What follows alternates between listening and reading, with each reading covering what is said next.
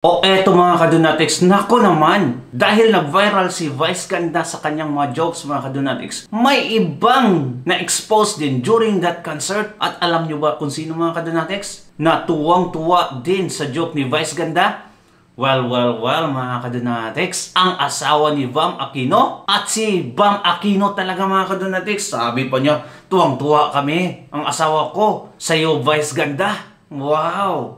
And don't forget mga kadunatics na si Regine Velasquez is also an accomplice mga kadunatics sa mga nangyayari. Huwag nating sisihin si Vice Ganda lang kasi itong si Regine Velasquez, ilang beses nilang na-rehearse yan at alam nila at of course this is scripted, so you know, may agreement in both ends mga kadunatics, kaya putahan nyo din si Regine. Patikosin nyo din. Di ba? Ito, si Bam Aquino at yung asawa niya. Talagang mga kadunatics, planado ang nangyari. May mga kakampink sa audience. Ano to mga kadunatics? Gusto lang talagang i-mock si Tatay Digong. Nagsimula na yung karma para sa kanila mga kadunatics. Nagsimula na. Pero hindi pa tapos ang Panginoon para sa inyo. Ang taong nagmamahal ng tunay sa bansang Pilipinas mga kadunatics, ang siyang minamalupit nyo. Tandaan nyo yan. At ito mga kadunatics, panoorin natin yung video.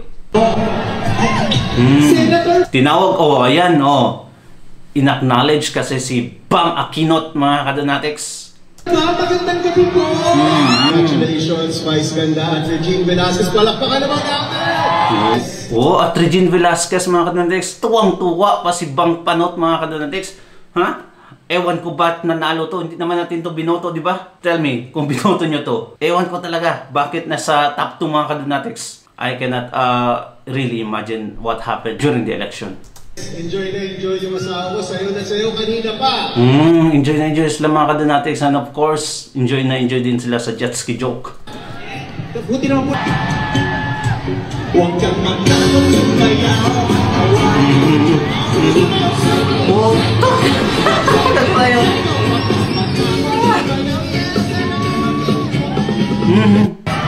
Mukhang baklang to dito si Bam Aquino mga kadunatics. Ay, kaya siguro lang hindi, I'm not sure, but the way he acts mga kadunatics, nako, minsan parang wavering siya Pwede siya maging ganito, pwede din siya maging ganito. Nako, at look at that, may pahag-hag pa siya kay Vice Ganda mga kadunatics. Nakakadiri itong dalawang to. Ay, nako. At eto mga kadunatics, ang taong rinidicule nila mga kadunatics, si Tatay Digong, kawawa na sa ICC. At balikan natin yung greetings niya kay Vice Ganda. Kasi friends yan sila mga kadunatics. Before this incident, Tatay is so helpless at this moment mga kadunatics. Hindi niya ma-defend yung sarili niya. Hindi siya makarelease ng statement. Tayo na lang talaga yung pag-asa mga kadunatics. Nag-depend yung mga Duterte sa atin. That's why we have to voice out kung ano talaga mga kadunatics. Your opinion is your opinion. Mine is my opinion. Ang opinion ko mga kadunatics, nasa tama tayo. Kaya we should not hold ourselves mga kadunatics from not telling anyone or voicing out. Kasi you know, not telling mga kadunatics, it's the same thing as agreeing. Kaya nga, kung may taong nangangailangan ng tulong sa daan, by looking at it mga kadunatics, you have compassion, but you have not done anything. Mas maganda pa daw, na hindi mo nakita yung taong yun na nangangailangan. Anyway, let's go back to Tatay Digong's wishes mga kadunatics kay Vice Ganda. Dapat hindi ito ganda Vice Panot ata, or ano pa. Comment down below mga kadunatics. Dapat di na Vice Ganda yung tawag natin sa kanya mga kadunatics. Tanggalin nyo yung ganda kasi look at that, may kabayo bang ganda? I mean, magaganda yung ibang kabayo, like the Frisian horse, which is my liking.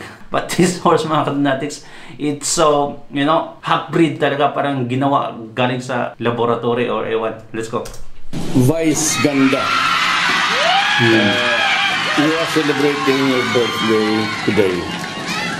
Ang Vice na walang kasing ganda, who has made so many millions of our Filipino brothers and sisters happy on a regular basis by just watching your program.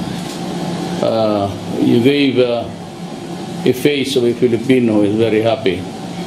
At I wish that you will succeed for more so many years, and that I pray to God that you live for 1,000 years. Vice, maraming salamat sa tulong mo sa tao pati sa akin, and ang sinasabi ko, sana tatagal ka. Mabuhay. Vice ganda, walang kasing ganda sa bayan natin. Di ba? Ay nako, kami si Tatay Digong. Mga Kadonatics, si Tatay Digong mahilig talaga yan sa joke, di ba? Pero dito, napansin nyo, talagang seryoso siya sa mga wishes niya to Vice Panot, mga Kadonatics. It means they were truly friends. I cannot wrap my heads on Vice ganda, mga Kadonatics, na nagawa niyang i-ridicule si Tatay Digong, na alam niya man to himself, mga Kadonatics, na hanga talaga siya ka Tatay Digong. Pinersonal niya.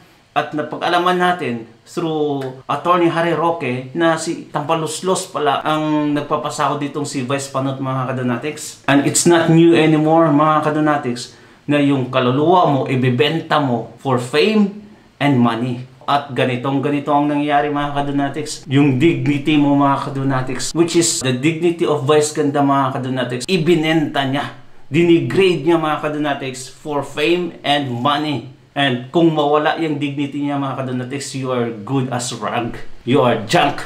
You are basura. Well, mga Kadonatics, thank you so much, and comment down below. I really miss Tatay Digong.